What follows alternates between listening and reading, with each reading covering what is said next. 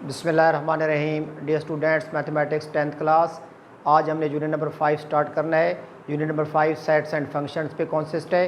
तो dear students, आज हमारा जो टॉपिक है वो है सेट। सबसे पहले हम सेट को डिफ़ाइन करेंगे कि define set. What is set?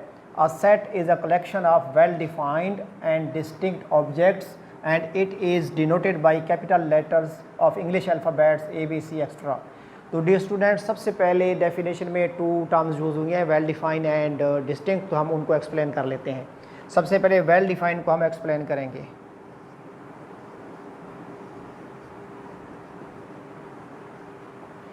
Dear students, अगर हम एग्जांपल लें, a set of interesting stories, a set of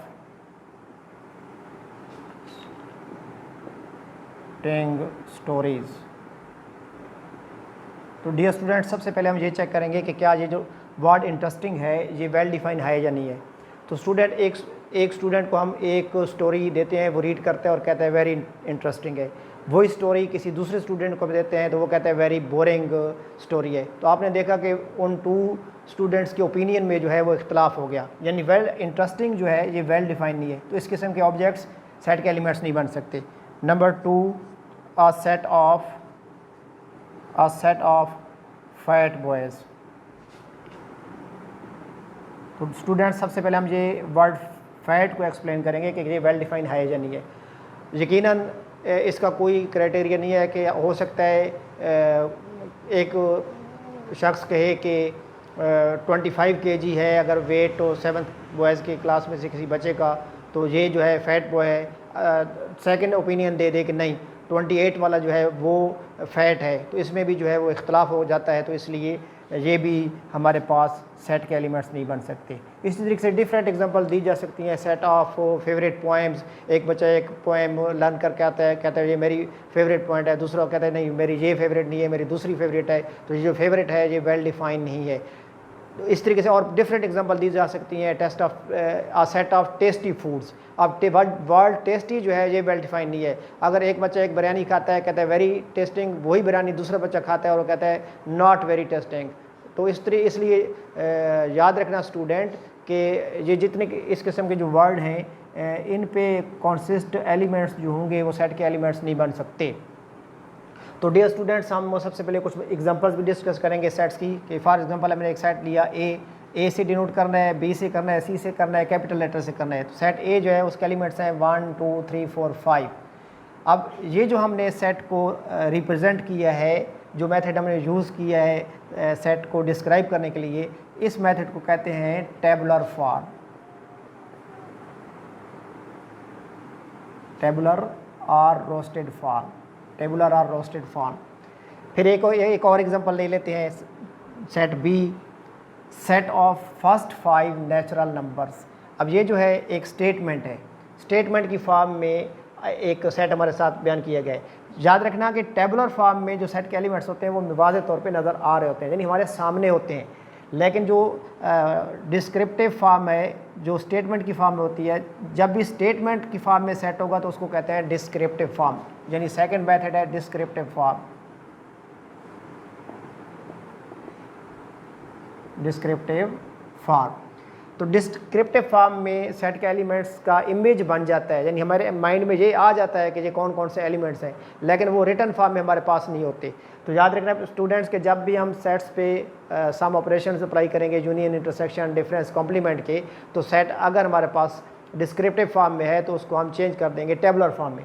third way जो है सेट को रिप्रेजेंट करने का वो है set builder form. Set to builder form, ये जो थर्ड एग्जांपल दी हुई है इसको रीड कैसे करेंगे। Set consisting on x elements such that x belong to natural numbers and x is less than और इक्वल टू 5। यानी ऐसे नेचुरल नंबर पे कॉन्सिस्ट सेट है जिसके एलिमेंट्स फर्स्ट 5 नेचुरल नंबर हैं। Set consisting on x elements such that x belongs to natural number, यानी वो जो एलिमेंट्स होंगे नेचुरल नंबर के वो सब के सब एक्स को रिप्रेजेंट करेंगे, यानी एक्स उनको रिप्रेजेंट कर रहा होगा। एंड ये जो सिंबल है इसको एंड बोलते हैं। And x is less than और इक्वल टू 5, यानी वो जो नेचुरल नंबर होंगे 5 से लेस होंगे या 5 के इक्वल होंगे। तो इस फॉर्म को जो है हम कहते हैं set builder form. Set builder form. Dear students, याद रखना कि सेट को डिस्क्राइब करने के 3 वेज हैं। नंबर 1 टेबुलर और roster form, number 2 descriptive form, number 3 set builder form. अभी जब हमने सेट को एक्सप्लेन कर रहे थे तो उसमें हमने वेल डिफाइंड को तो एक्सप्लेन कर लिया था, लेकिन डिस्टिंक्ट जो है वो रह गया था। तो डिस्टिंक्ट को भी हम यहाँ पे एक्सप्लेन करेंगे कि what we mean distinct elements. Distincts को भी हमने एक्सप्लेन करना है। अगर हम एक वर्ड स्मॉल ले लें और इसके लेटर्स का अगर हम सेट बनाएं तो सबसे पहले हम एस को सेट का एलिमेंट बनाएंगे, एम को सेट का एलिमेंट बनाएंगे, ए को सेट का एलिमेंट बनाएंगे, फिर एल है, फिर आगे एल है। तो याद रखना बेटा डियर स्टूडेंट्स कि सेट के एलिमेंट्स में रेपिटेशन नहीं होती, यानी ये नहीं हो सकता कि एक ही सेम एलिमेंट 2 टाइम्स राइट कर दें या 3 टाइम्स राइट कर दें। आपने देखा स्मॉल वर्ड के लेटर्स में एल जो है वो 2 टाइम है, लेकिन जब सेट में यूज़ करेंगे तो वो जो सेकंड में हमने एल जो राइट किया है वो हम नहीं राइट करेंगे, यानी 1 टाइम एल हम राइट करेंगे तब वो सेट होगा। यानी सेट के एलिमेंट्स में रेपिटेशन नहीं होती। सेट की जो प्रॉपर्टीज़ है उनमें से एक प्रॉपर्टी ये है कि सेट के एलिमेंट्स में रेपिटेशन नहीं होती।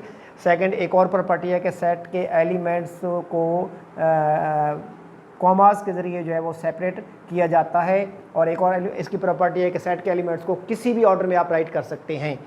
फॉर एग्जांपल अगर मैं चाहूँ तो मैं ए को पहले लिख सकता हूँ, एम उसके बाद आप एल राइट कर सकते हो, फिर आप एम राइट कर सकते हो, फिर आप एस राइट कर सकते हो। यानी सेट के एलिमेंट्स को किसी भी ऑर्डर में राइट किया जा सकता है। सेट के एलिमेंट्स को सेपरेट करते हैं by putting commas between 2 elements, और सेट के एलिमेंट्स में रेपिटेशन नहीं होती। तो डियर स्टूडेंट्स, सेट की डिफरेंट एग्जांपल्स जो है ना वो आप डेली लाइफ में देख सकते हैं। हमारा आज का टॉपिक कंप्लीट हुआ। दुआओं में याद रखिएगा। खुदा हाफिज़।